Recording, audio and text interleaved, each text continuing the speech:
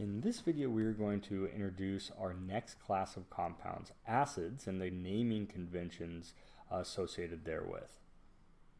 And so as I said in the introductory lecture there are basically two types of acids that we're going to be focusing on for the present material, so-called binary acids and oxyacids.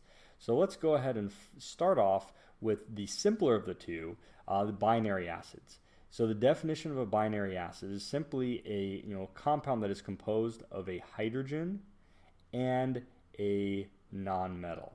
Okay, so it must be an acidic compound comprised of a hydrogen, right? You've got to have that hydrogen present for it to be an atom or an acid rather, and a nonmetal. So if you have a binary acid, right, the naming convention that we're going to follow, so a very simple method, is to simply take hydro, right, as our first part. We're dealing with hydrogen, so we're going to start off in the first part with hydro. Then we're going to take the base name of the nonmetal, so just the base name, and then put an ic acid at the end. So for example, if we have HCl, we're going to take hydro, first part, chlor, base name, and then ic acid, all taken together here. Similarly, HBr is hydrobromic acid. Okay, so that's our simplest type of acid naming problem, these simple binary acids. Okay, so what we're now going to do is look at the bit more complicated naming conventions associated with naming oxyacids. So oxyacids contain a hydrogen and an oxyanion. So remember in our discussion in the previous lecture where we looked at these lists of common polyatomic ions, and we saw how a large number of these are in fact what we call oxyanions, or an anion containing a nonmetal and oxygen. Okay, so the oxyacids, right, are basically constructed then by taking that oxyanion and putting on a hydrogen atom, right? So if you are dealing with the naming problem, then what's really going to help us out in naming these acids is having a firm grasp of our common polyatomic anions, specifically these oxyanions. Because if you know what oxyanion you're dealing with, you can actually deduce, using two simple rules here, the naming convention that's going to be used to name the corresponding acid. So here it is. If that acid, or if that oxyanion ends with an 8 suffix, then the base name is going to become, you're basically going to take the base name and it's going to turn into an ic acid. So for example, we know that NO3 minus is nitrate. Okay, so NO3 minus is nitrate. It has an 8 ending, and so as a result, this nitrate, right, the 8 ending is going to be converted into nitric acid. So 8 goes to ic acid. All right. Similarly, if that compound, that polyatomic anion, oxyanion, ends with an 8 suffix, then the acid is going to take the form of an OS acid ending.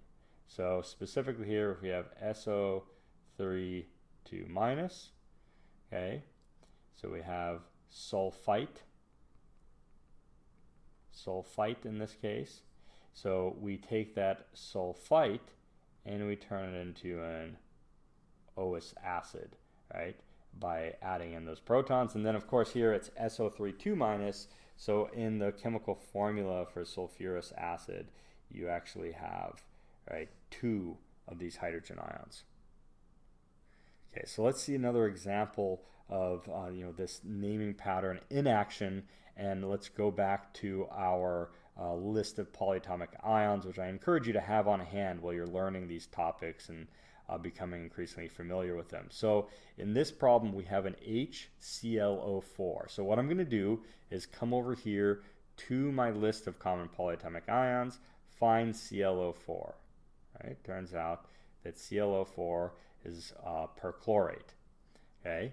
All right, so once we know it's perchlorate, and we know that we're basically taking that ClO4 minus and adding on a hydrogen here, a proton, to make the oxyanions, right? We basically need to identify that this perchlorate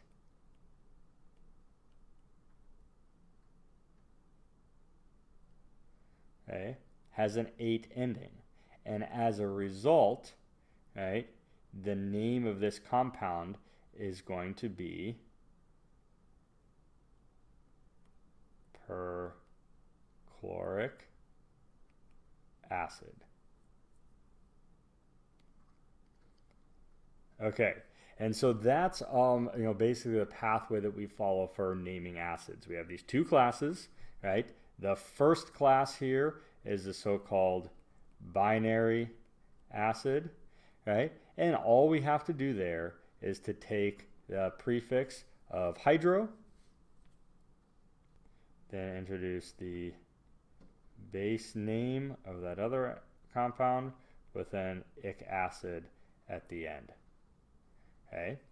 Then we saw how the other class of compounds that we're going to be dealing with, the so-called oxyacids. Okay.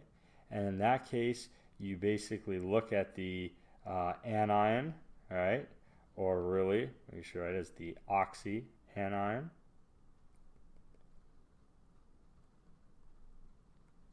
Okay. And if that oxyanion has an 8 ending, then we're going to switch it to ic acid. If it has an 8 ending, we're going to switch that ending to OS acid.